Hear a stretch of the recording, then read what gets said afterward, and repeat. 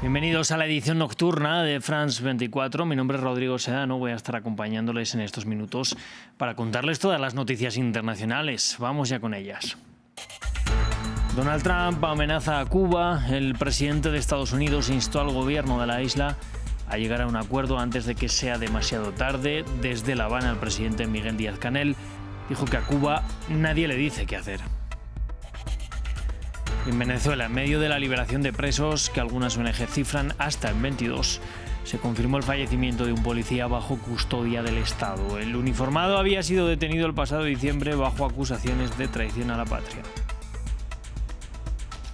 El gobierno de Rodrigo Paz en Bolivia y los sindicatos han acordado anular el decreto que elimina la subvención a los combustibles. Con ello se levantarán también los bloqueos de carreteras mientras se crea una nueva norma por parte del gobierno. Tenemos reporte.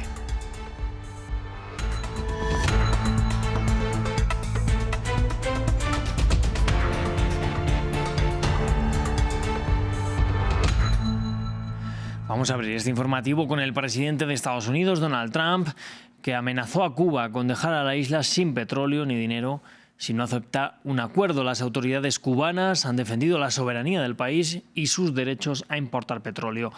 Esta amenaza llega días después de la captura de Nicolás Maduro en Venezuela, que era el mayor proveedor de petróleo de la isla. De Venezuela a Groenlandia y ahora Cuba. El presidente de Estados Unidos pone sus ojos y la presión sobre la isla caribeña. Este domingo amenazó a Cuba a que acepte un acuerdo antes de que sea demasiado tarde. Cuba vivió durante muchos años gracias a las grandes cantidades de petróleo y dinero procedentes de Venezuela. A cambio, Cuba proporcionó servicios de seguridad a los dos últimos dictadores venezolanos, pero ya no. Venezuela es el mayor proveedor de petróleo de Cuba, pero ningún cargamento ha salido de los puertos venezolanos al país caribeño desde la captura del presidente venezolano Nicolás Maduro el 3 de enero. Donald Trump había republicado un mensaje que sugería que el secretario de Estado estadounidense, Marco Rubio, podría convertirse en presidente de Cuba, añadiendo el comentario: "Me parece bien". ¡Abajo el imperialismo! El presidente cubano Díaz-Canel y el ministro de Relaciones Exteriores, Bruno Rodríguez, defendieron la soberanía del país y sus derechos a importar petróleo. Quienes hoy despotrican histéricamente contra nuestra nación lo hacen por la rabia ante la decisión soberana de este pueblo de elegir su modelo político.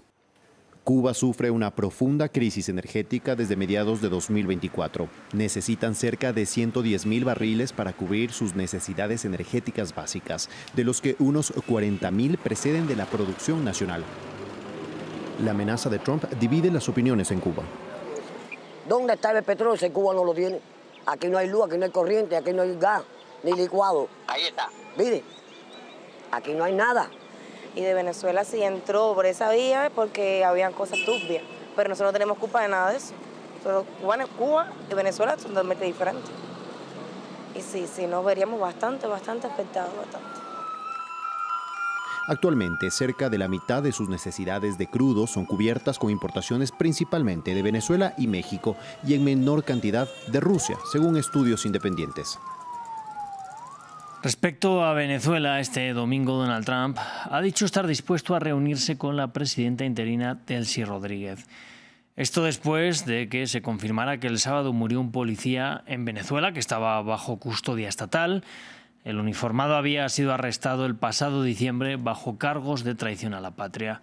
Sobre este caso y sobre otras excarcelaciones, que según algunas ONGs llegarían hasta 22, nos amplía nuestra corresponsal en Caracas, Daniela Zambrano.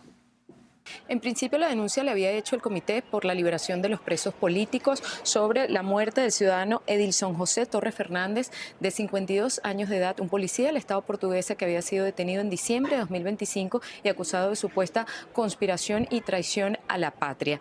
El Ministerio Público confirmó este fallecimiento, asegurando que este ciudadano presentó una descompensación súbita de salud, por lo que fue trasladado a un centro asistencial, ingresó con signos vitales, pero posteriormente presidente sufrió un evento cardiovascular seguido de un paro cardíaco que ocasionó su fallecimiento. Según el Foro Penal venezolano, ya con esto serían 18 los ciudadanos considerados presos políticos que han fallecido bajo custodia del Estado. Han sido múltiples las denuncias sobre falta de atención médica oportuna, las denuncias sobre las precarias condiciones en las que se encuentran estas personas detenidas y las exigencias de liberación.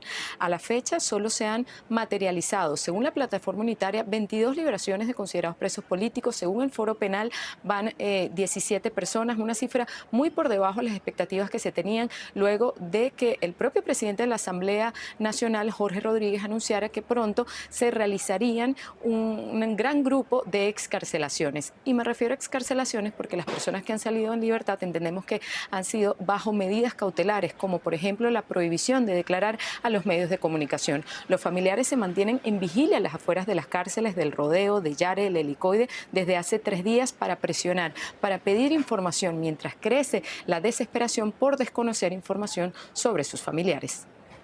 Vamos hasta Bolivia, porque el gobierno de Rodrigo Paz y los sindicatos han acordado este domingo anular el decreto que elimina la subvención a los combustibles y que provocó protestas durante semanas en todo el país. Con este acuerdo se van a levantar también los bloqueos de carreteras mientras se crea una nueva norma por parte del Ejecutivo. Nos amplía desde Santa Cruz de la Sierra Natalia Iriarte.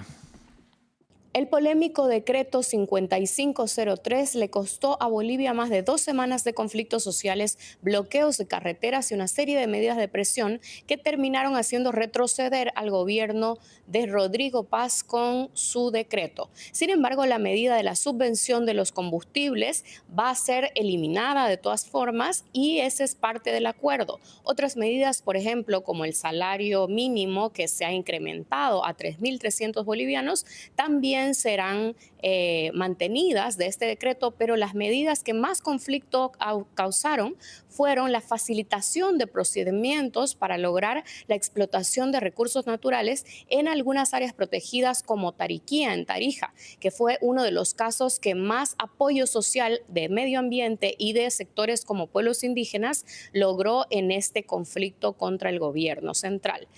Sin embargo, la medida todavía está en negociaciones. Si bien se abrogó el decreto en su totalidad, debemos esperar 48 horas para saber las nuevas acciones que saldrán de este convenio entre los sectores sociales bolivianos y el gobierno de Rodrigo Paz. Y la Patagonia Argentina está en alerta debido a graves incendios forestales que ya consumieron más de 15.000 hectáreas de zonas naturales. En el combate de las llamas están trabajando más de 500 brigadistas de diferentes puntos del país. Incluso desde el vecino Chile se ha ofrecido también ayuda. Bomberos alertan ahora que los recortes impulsados por el presidente Javier Milei están complicando las tareas. Martín Gripo nos lo cuenta. La Patagonia Argentina en llamas. Miles de hectáreas fueron consumidas por voraces incendios forestales. La provincia de Chubut hace una semana está en alerta y es la más afectada hasta el momento, aunque no es la única. En Río Negro y en Santa Cruz también se registran focos ígneos. Debido a la emergencia, decenas de familias fueron evacuadas por la cercanía de las llamas con sus viviendas. Mi sensación es que estamos haciendo desde la voluntad, los vecinos, las vecinas, un montón. Hay muchas familias que están comprado un tótem pero no tienen una bombita para cargar, no tienen el equipo, así que estamos haciendo asistencia principalmente de casas. La verdad que mucha organización espontánea de la gente, a pura voluntad, eso trae un poco de caos, pero la estamos remando porque el agujero es muy grande, digamos.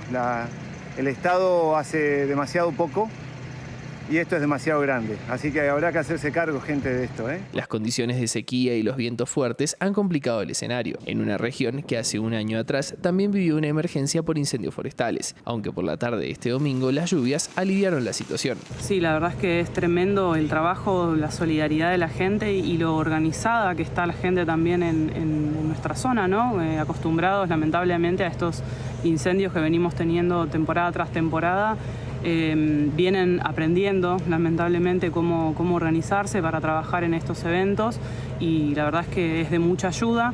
Pero en medio de la emergencia, los reclamos ciudadanos y de los brigadistas hacia la gestión del presidente Javier Milei se hacen notar. Aunque hay más de 500 bomberos combatiendo el fuego, no es suficiente. Los recortes impulsados por la Administración Nacional afectan los operativos. Y es que un brigadista cobra un salario de entre 400 y 600 dólares. Y para el 2026, el gobierno de Milei proyecta recortes superiores al 70% frente al 2025 en el Servicio Nacional de Manejo del Fuego.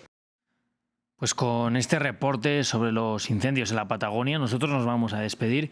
Yo les invito a que sigan aquí en France 24, que seguiremos ampliándoles todas las noticias internacionales. Gracias, como siempre, por elegirnos.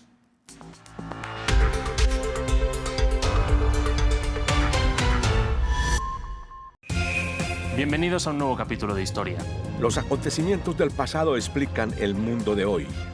Sumérjase en los orígenes de la historia. Conflictos armados, movimientos políticos, tendencias culturales. Acompáñenme en Historia por France 24 y france24.com.